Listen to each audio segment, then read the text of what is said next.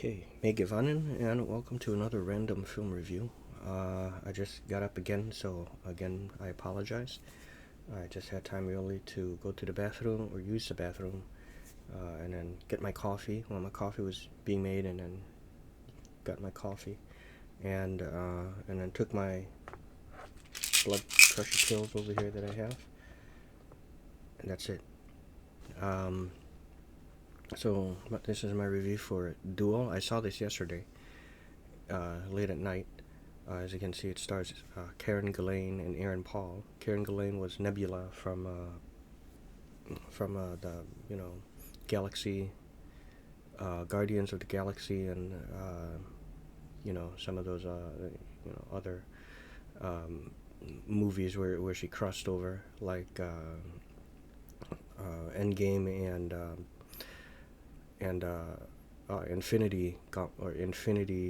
Infinity War, something like that. And Aaron Paul, of course, is just Aaron from Breaking Bad, but Karen Gillan. But yeah, I'll get into that later. Basically, what this film is about is Karen Gillan is dying. She has some kind of, you know what? Real quick before I proceed, I got a package here that I have to open eventually, and I have like one thing that I never showcased that I got some months ago, but I'm not going to open that yet. I might wait until I get at least a few more things. I have to get things little by little. That's probably one of the more expensive ones. I'll say it was like a little over $30, but it's from like an obscure label, and there's absolutely no other way to get it. You can't even get it digitally or anything, and this is one that I would like to get anyways. It's movies like that I don't mind buying. Not too common titles that you can, like the mainstream, Hollywood blockbuster stuff, but things that are just kind of obscure and things that I remember, when I was a kid, and labels that are from like Vestron or like Shout, things like that. So I'll wait till I get some more stuff, and I thought that I know I said I wasn't gonna buy much, and that's still kind of true, but at the same time, it's very selective stuff I'm getting. It's like I said, those obscure labels, and not so common. And because of like room too and lack of money, I get very little money wherever I can, but at the same time, it's just like what my mom said. You can't take it with you, is what she says. And I can't take it with me, so I'm gonna just may as well. This is it for me, so I may as well just spend it. The reason why I don't go nuts and just blow it all off is because I have to pay for things like my Disney Plus subscription and the internet and things like that. So that's the reason why. So it has to be kind of spread out, and even if it's down to the last penny. And so that's why. So anyways, getting back to this movie, Karen Gillan, she's known lately. I'll get to that last. Sorry. We'll get to this movie. She's dying, and she keeps going to the doctor like maybe every few weeks or so, and the prognosis is, of course, just getting kind of worse. So she decides to go through the process of cloning, where she can, of course, clone herself. So she got herself cloned, and there are certain rules, not really rules, but certain things, what's the word, protocol that they go through for this. Like, you have to train your double to learn everything about you, so your double can become just like you. Favorite sexual position, favorite food, how often do you like to have sex, stuff like that. Very descriptive about it. And so she begins doing all that, and then just to be like an exact as much as possible facsimile of you, but as the brochure mentioned, that, you know, but let's be clear that this is still like a separate individual. And what ends up happening is she finds out that she's not dying. And there's a weird process that goes through that you can't just decommission your clone. They have to duel, and it serves out as like a fantasy, not a fantasy, but like a form of entertainment for the people. This obviously is taking place in some kind of not too distant future, I guess. So she has to receive some kind of training. The original one does. So she goes to Aaron Paul for training. And I thought those were some of the best parts of this film. Overall, this film, I'll say, is pretty good. I didn't really like the ending so much. But, you know, for me, the peak of it was the whole training process that Aaron Paul and, you know, gives to Karen Gillan.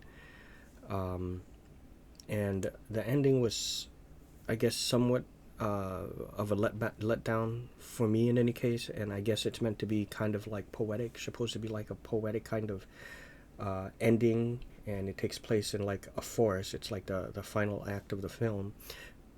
I personally didn't care for it. I would have preferred, I expected something else to happen because it goes through a training, but, you know, quite extensive. But something, you know, you would expect something to happen and it doesn't happen, you know. I will say that there really isn't a lot of action in here, very, very little, probably just at the beginning and whatever training bits you see.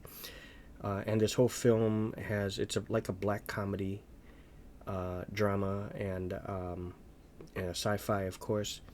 And, you know, a lot of the acting has almost like this kind of deadpan kind of, you know, way about it, the way it goes about things, especially coming from Karen Gillan, you know, and because of what she's going through. And, but it's part of the you know, the dark humor of the film, and even Aaron Paul, and, you know, everyone here is kind of acting in a way contrary to reality, because when this double comes in, it just seems like they kick the original one to the curb, and they're already, she hasn't even died yet, but they're already accepting this new one as the original now, or as the new original. And I just doubt people would really act like that. But again, hence why it's a black comedy, and you know, an exaggeration of, you know, I guess, of how people are, or how people will become in the future, I guess.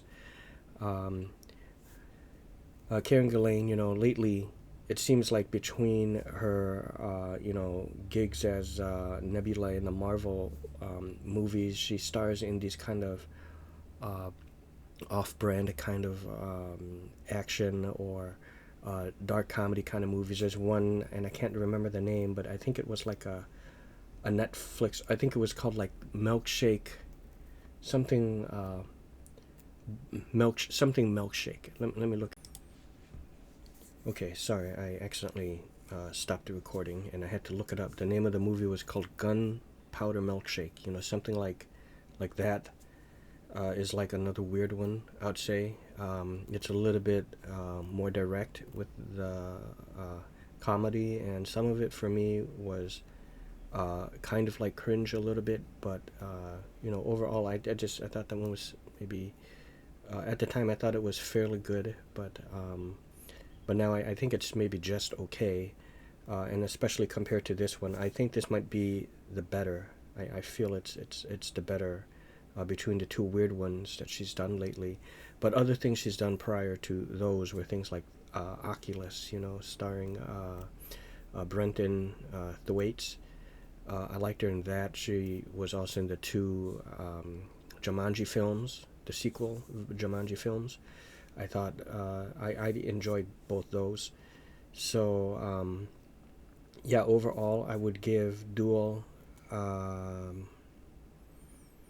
you know, again, I thought somewhere between a 7 or an 8, and then I was thinking I would just give it an 8, but because of that ending, and for me, because I wish it ended differently, maybe some folks may like that kind of poetic ending, and that's fine.